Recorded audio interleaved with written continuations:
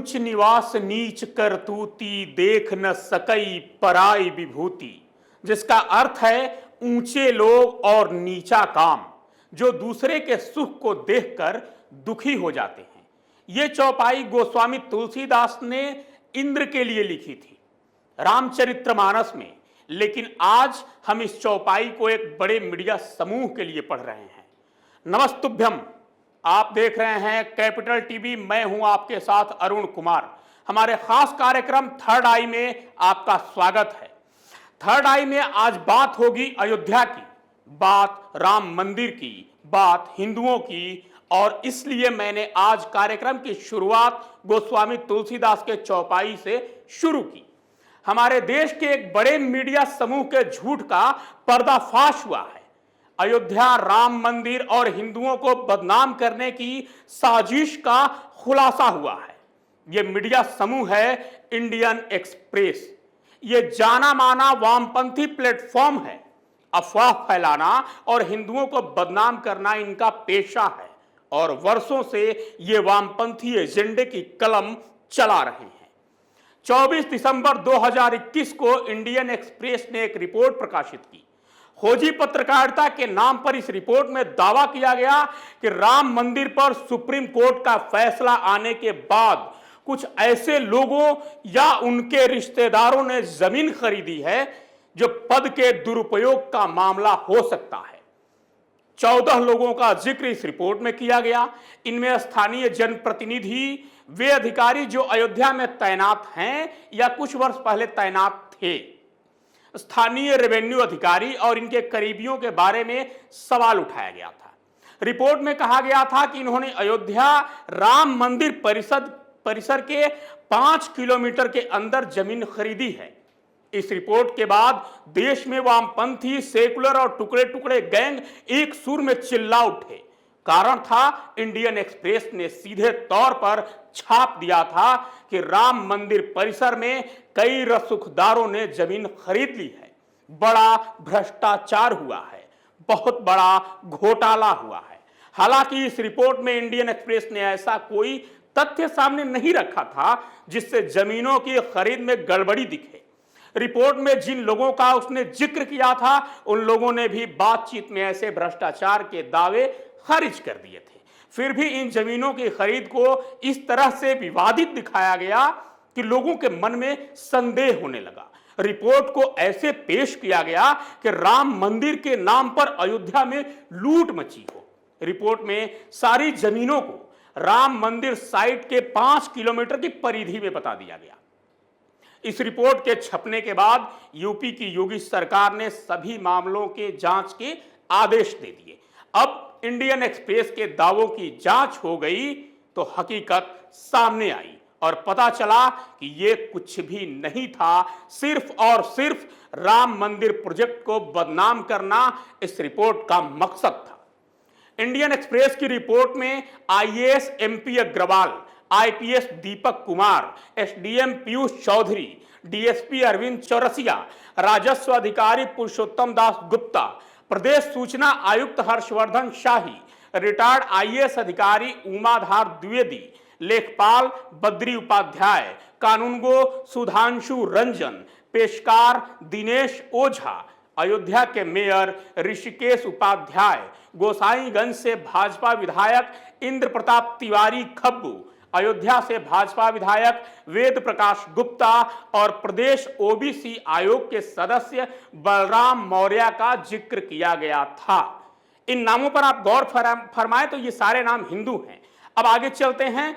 जांच में पाया गया कि इंडियन एक्सप्रेस की रिपोर्ट का यह दावा झूठा है। सभी जमीन राम मंदिर परिसर के 5 किलोमीटर के दायरे में नहीं है। जिन जमीनों का जिक्र किया गया है उनमें से केवल 5 भूखंड ही ऐसे हैं जो राम मंदिर के 5 किलोमीटर के दायरे में हैं।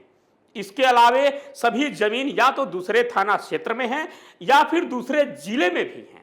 लेकिन रिपोर्ट में इन्हें भी राम मंदिर से जोड़ दिया गया था। कह दिया गया था कि साहब ये जमीन राम मंदिर परिसर के 5 किलोमीटर के दायरे में है। इंडियन एक्सप्रेस की रिपोर्ट में राजस्व ओबीसी आयोग के सदस्य बलराम मौर्य का भी नाम था। मौर्य द्वारा महेशपुर में जमीन खरीदने की बात कही गई है। महेशपुर जिला अयोध्या की सीमाओं से बाहर गोंडा जिला में है। साथ ही इसकी राम मंदिर परिसर से दूरी 12 किलोमीटर है, जो इंडियन एक्सप्रेस के 5 किलोमीटर के दावे को कहीं से भी सच नहीं बताती है। धर्मनगरी अयोध्या और इस स्थान के मध्य सरयू नदी भी पड़ती है। लगभग 1 किलोमीटर लंबाई बीच में पड़ने वाले पुल की ही है। उत्तर प्रदेश सूचना आयुक्त हर्षवर्धन शाही की पत्नी और बेटे द्वारा जमीन खरीदने की बात कही गई थी। यह जमीन अयोध्या के सराय राशि मांझा क्षेत्र में है। जमीन राम मंदिर परिसर से इंडियन एक्सप्रेस के 5 किलोमीटर के दावे के उलट 14 किलोमीटर दूर है। इस स्थान का थाना क्षेत्र भी राम मंदिर परिसर थाना क्षेत्र से अलग है। सरायसी गांव वही गांव है जहां के कई लोगों ने अयोध्या मंदिर पर बाबरी हमले के दौरान मंदिर बचाते हुए अपने प्राण दिए थे, शहीद हो गए थे। ये गांव आज भी उसी वीरानी की कंबल ओढ़े पड़ा है। एसडीएम आयुष चौधरी की चचेरी बहन शोभिता रानी द्वारा राम जन्मभूमि मंदिर परिसर के 5 किलोमीटर के अंदर 2 अलग अलग जमीन खरीदे जाने की बात कही गई थी, जबकि सच्चाई यह है कि मई 2020 में खरीदी गई पहली जमीन गांव बिरौली में है, जो राम मंदिर परिसर से लगभग 13 किलोमीटर दूर है। जमीन झुरमुटों और बेहद उबड़ खाबड़ इलाके में है। रास्ता धूल से भरा है। वहीं दूसरी जमीन अयोध्या के गांव मलिकपुर में है। यह स्थान राम मंदिर से लगभग 10 किलोमीटर के फासले पर है।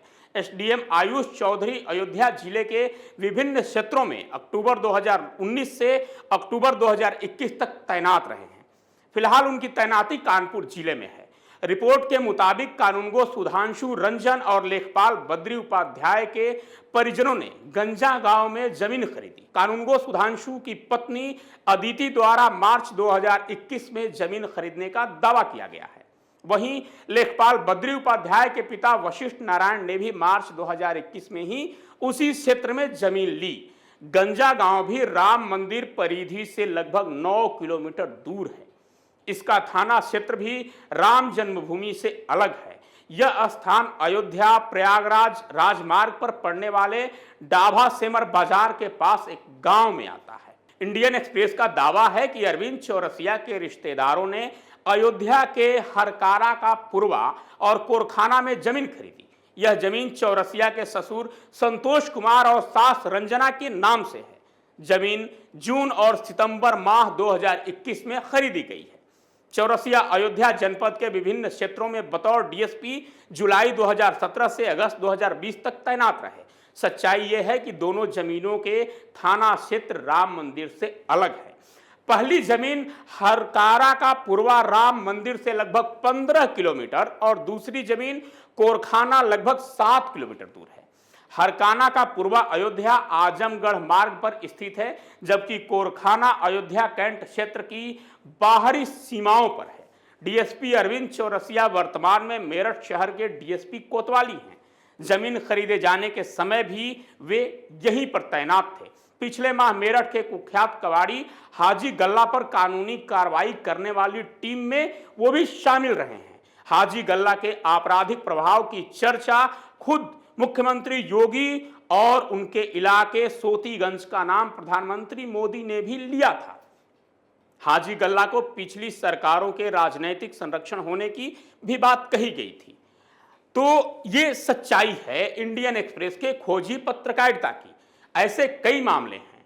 अब आप ये समझिए कि ऐसे रिपोर्ट के पीछे इन वामपंथियों की मानसिकता क्या होती है। दरअसल पहले इनकी मानसिकता तो ये थी कि राम मंदिर बने ही नहीं, लेकिन जब इस पर इनका वश नहीं चला तो इन्होंने ये फैलाना चाहा कि कुछ भी हो जाए हिंदू नहीं सुधर सकते, ये भ्रष्टाचार करेंगे ही करेंगे, चाहे काम भगवान राम का ही क्यों ना हो। और हिंदुओं के मन में ही हिंदुओं के प्रति नफरत भर दी जाए कि लोग राम मंदिर को पवित्र न मानकर उसे भ्रष्टाचार की जड़ मानने लगे। अब जरा इंडियन एक्सप्रेस से मैं पूछना चाहता हूं कि आए दिन रिपोर्ट और वीडियो सामने आते हैं कि हाईवे पर, हिंदू मंदिरों के सामने, बस स्टैंड पर, रेलवे प्लेटफॉर्म पर, शहर के बीचों बीच चौराहे पर मजार और मस्जिद रातों रात उग जाते हैं। क्या उन पर आज तक कोई रिपोर्ट छापी है? रिपोर्ट छापना तो छोड़िए साहब, मस्जिद और मजार के बारे में तो यह कहा जाता है कि मस्जिद और मजार बिना रजिस्ट्री की हुई जमीन पर नहीं बनाए जाते, वरना ये हराम है। तो हाईवे पर, रेलवे प्लेटफॉर्म पर, बस स्टैंड पर, शहर के बीचों बीच चौराहे पर अचानक से जमीन खरीद कर, रजिस्ट्री कराकर रातों रात कैसे तैयार किए जाते हैं ये? क्या यहां के जमीन की रजिस्ट्री जिन्ना कराकर पहले से गए हैं? अब बात करते हैं इसके परिणाम की। ऐसी रिपोर्ट का परिणाम यह होता है कि आप खुद पर शक करने लगते हैं, हिंदू खुद पर ही शक करने लगते हैं। एक कहावत है कि झूठ को इस कदर कई बार सच बोलो कि वो सच लगने लगे, और यही किया जा रहा है, यही किया जाता रहा है। हर काम को जांच पड़ताल और कोर्ट के पचड़े में उलझाने की कोशिश होती है, जिससे आप हिंदू होकर हिंदू पर ही शक करने लगें, अपने मंदिरों पर, भगवान राम और कृष्ण पर शक करने लगें। आप सोचिए कि जब आप अयोध्या जाएंगे तो आपको यह ध्यान नहीं आएगा कि इस मंदिर के लिए कितना संघर्ष किया गया, कितने लोगों ने इस मंदिर के लिए बलिदान दिया, लेकिन आपके मन में यह ध्यान जरूर आ जाएगा कि राम मंदिर में भ्रष्टाचार हुआ था और यह काम हिंदुओं ने ही किया था। कुल मिलाकर आप हिंदू हैं, आस्तिक हैं, भगवान को मानने वाले हैं, लेकिन एक रिपोर्ट ने आपका ब्रेनवॉश इस कदर कर दिया कि आप हिंदू को ही भ्रष्टाचारी मानने लगे, भगवान राम को भी नहीं छोड़ा। तो आपसे आग्रह है कि ऐसे रिपोर्ट, वामपंथी मीडिया, लुटियंस मीडिया से सावधान रहें। आज इतना ही, हमें दीजिए इजाजत और देखते रहिए कैपिटल टीवी। वंदे मातरम।